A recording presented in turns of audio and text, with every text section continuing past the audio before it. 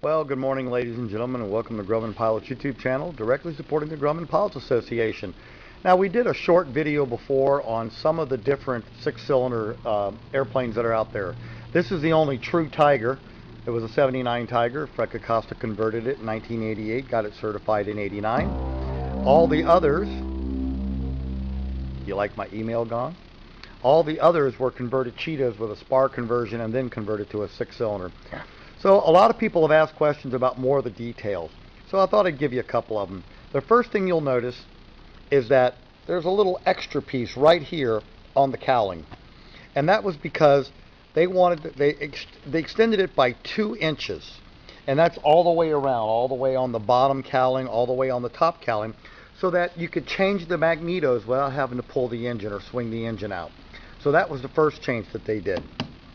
The second thing they did is this is a fuel injected engine, so we have the fuel spider on top, and we have the throttle body down here on the bottom. And out of that throttle body you see a big piece of scat tubing.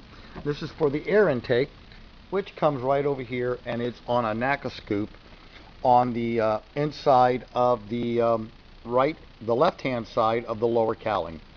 And then this black line is from the air oil separator.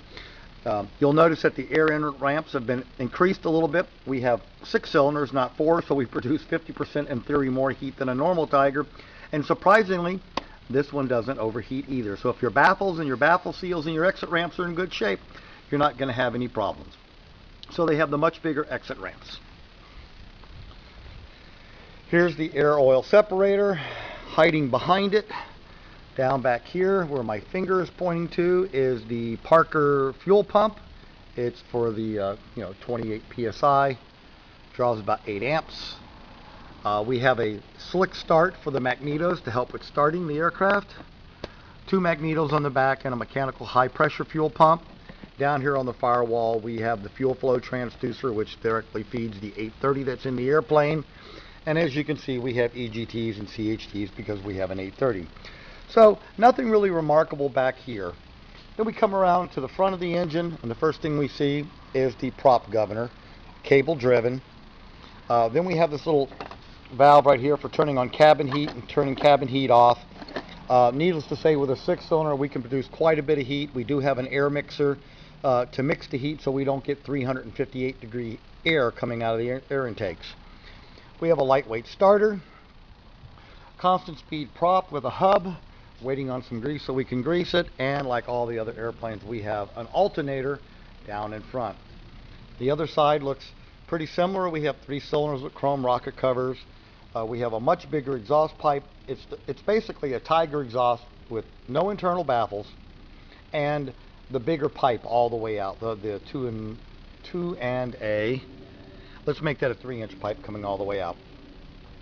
Finally, on the firewall we have the ADC or Ohlberg oil filter.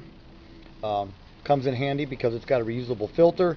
And then because this engine came out of a Navajo twin, we have the 14-row oil cooler, and it feeds from where the air intake on a normal Tiger comes from, and it feeds the 14-row oil cooler to keep the oil nice and cool. All the hoses are lifetime. So as you can see, it's a pretty full engine compartment, but it's still serviceable. Custom motor mount. So as you can see, this is quite an interesting airplane. It doesn't have any problems with climbing. It doesn't have any problems with gross weight. Oh, it has gross weights it has to obey, but believe me, this aircraft doesn't know when it's at gross weight. So we hope you found this informative, and we want to thank you for watching. And if you've got any more questions or suggestions for videos, just send them along to the GPA and we'll try to accommodate. Again, thanks for watching, and have a fun day flying your Grumman, even if it is only with a 4-cylinder.